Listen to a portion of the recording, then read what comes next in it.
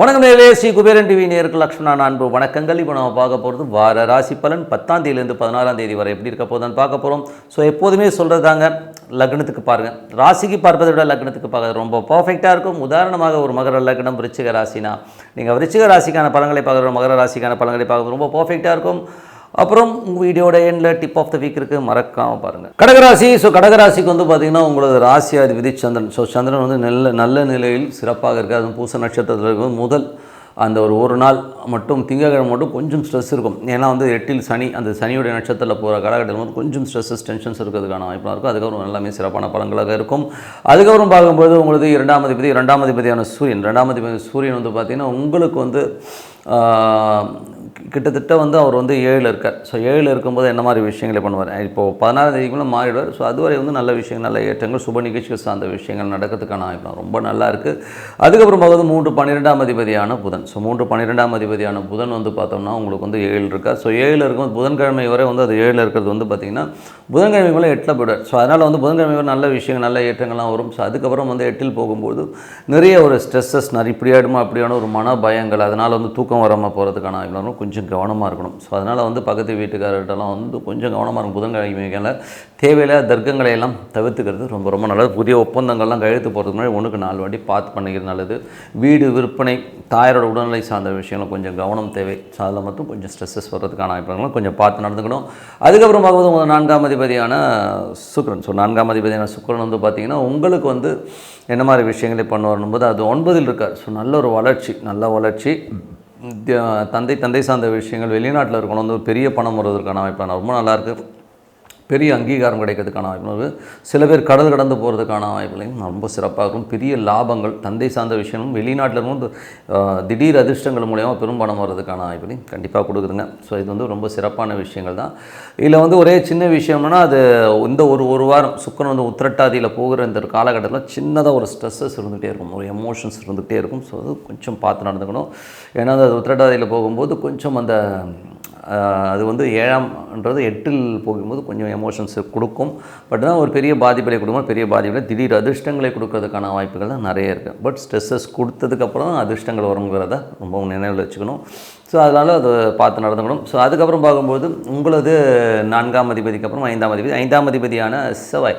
5ஆம் அதிபதி செவ்வாய் வந்து உங்களுக்கு 12இல் இருக்கும்போது குழந்தைகளுக்காக கொஞ்சம் அலைச்சல், குழந்தைகளோட பிடிவாதத்துக்காக கொஞ்சம் செலவு பண்ணுற மாதிரி விஷயங்களை கண்டிப்பாக ஏற்படுத்தும். மற்றபடி வந்து பார்த்திங்கன்னா உங்களுக்கு தொழில் ரீதியான விஷயங்கள், ஸோ தொழிலில் வந்து பார்த்திங்கன்னா சின்ன அலைச்சல்கள் கொடுக்குறது, ஆனால் பெரிய வெற்றிகள், பெரிய லாபங்கள் கண்டிப்பாக வருங்க. சில எந்தவித மாற்றமும் இல்லை. அதுக்கப்புறம் பார்க்கும்போது உங்களுக்கு 5ஆம் அதிபதி, ஸோ 6ஆம் அதிபதியான குரு. ஸோ 6ஆம் அதிபதியான குரு வந்து பார்த்திங்கன்னா உங்களுக்கு 11இல் இருக்கும்போது வேலையில் நல்ல ஏற்றங்கள், நல்ல லாபங்கள்லாம் வருவதற்கான வாய்ப்புலாம் இருக்குது. பெரிய வருமானங்கள் வர்றதுக்கான வாய்ப்புலாம் ரொம்ப சிறப்பாக இருக்கும். ஸோ வேலையிலாரும் நல்ல ஒரு வேலை கிடைக்கிறதுக்கான வாய்ப்பும் ரொம்ப சிறப்பாக இருக்குது. 7ஆம் அதிபதியான சனி வந்து 8இல் இருக்கும்போது கணவன் மனைவிக்கு நடுவில் வந்து சின்ன வாக்குவாதங்களோ ஸ்ட்ரெஸ்ஸஸோ வருவதற்கான வாய்ப்புகளை நிறைய ஏற்படுத்தும். பட் இருந்தாலும் ஒரு திடீர் அதிர்ஷ்டங்கள், 8இல் உள்ள சனி வந்து குருடைய சாரத்திலிருந்து இப்போ குரு 11இல் இருக்கும்போது பெரிய லாபங்களையும் திடீர் அதிர்ஷ்டங்களையும் விபரீத ராஜ யோகங்களையும் கொடுக்கறதுக்கான வாய்ப்புகளை கண்டிப்பாக ஏற்படுத்தும். இது யாருக்கெல்லாம் நடக்கும்? கடகலக்கணமாக வந்து சனி தசாபுத்தி இருந்தாலும் கண்டிப்பாக நடக்கிறதுக்கான வாய்ப்புலாம் ரொம்ப சிறப்பாக இருக்குது.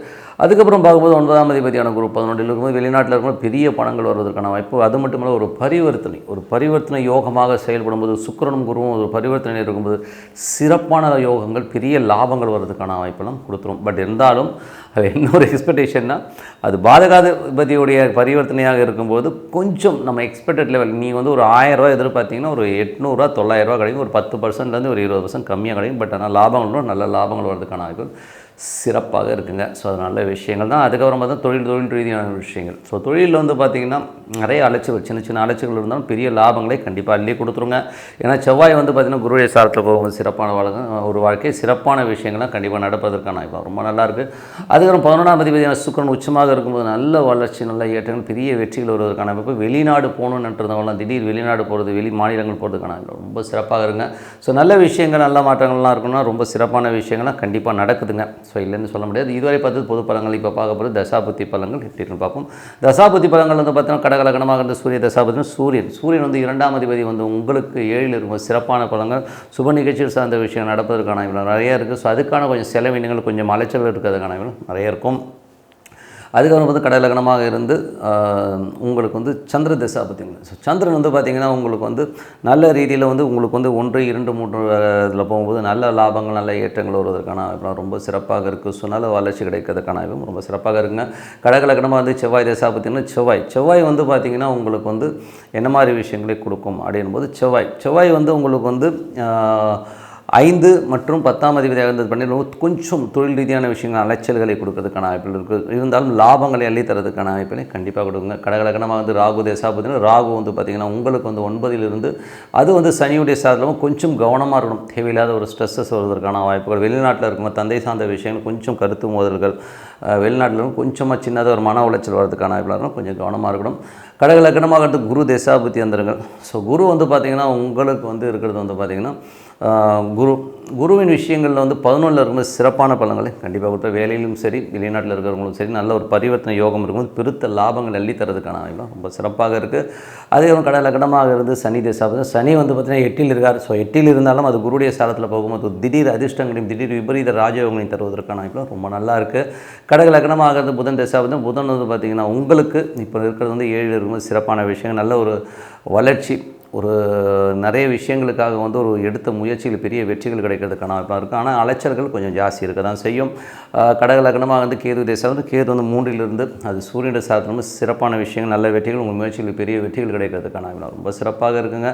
ஸோ கடகலக்கணம் வந்து சுக்கிர தேசாபத்தியில் சுக்கிரன் வந்து பார்த்திங்கன்னா பரிவர்த்தனை வந்து குரு சுக்கிரன் பரிவர்த்தனை இருக்கும்போது சிறப்பான விஷயங்கள் நல்ல லாபங்கள் நல்ல ஏற்றங்கள் வீடு சொத்துக்கள் அமைவதற்கான வாய்ப்பு ரொம்ப நல்லா இருக்குங்க. ஸோ திடீர்னு வந்து பார்த்திங்கன்னா ஒரு சொத்துக்களோ வண்டி வாங்குவதற்கான வாய்ப்பு ரொம்ப சிறப்பாக இருக்கும்.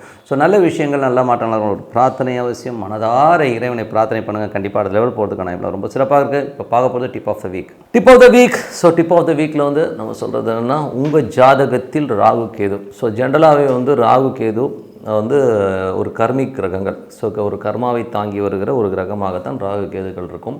ஸோ அது என்ன மாதிரி விஷயங்களை பண்ணும் அப்படிங்கிறத தான் பார்க்க போகிறோம். ஸோ ராகு கேதுகள் வந்து ஜென்ரலாக வந்து என்ன மாதிரி விஷயம் பண்ணுன்னா, அதாவது வந்து நீங்கள் வந்து ராகுன்னு எடுத்துக்கிட்டிங்கனாலே அது வந்து காலபுருஷனுக்கு வந்து 3, 7, 11ங்கிற ஒரு கட்டத்தை தாங்கி தான் வருது. அப்போ என்ன சொல்ல வருதுன்னா, இது காம ரீதியான இது காம திரிகோணம்னு சொல்லும். ஸோ காம ரீதியாக நம்ம முன்னோர்கள் செய்த தவறுகளையும் அவங்க வந்து காமம் ரீதியான செய்த வந்து எவ்வளோ பெரிய பிழைகளையும் வந்து நமக்கு அப்படியே ட்ரான்ஸ்ஃபர் பண்ணி அதை கொண்டாந்து வச்சு செய்கிறது தான் வந்து ராகு.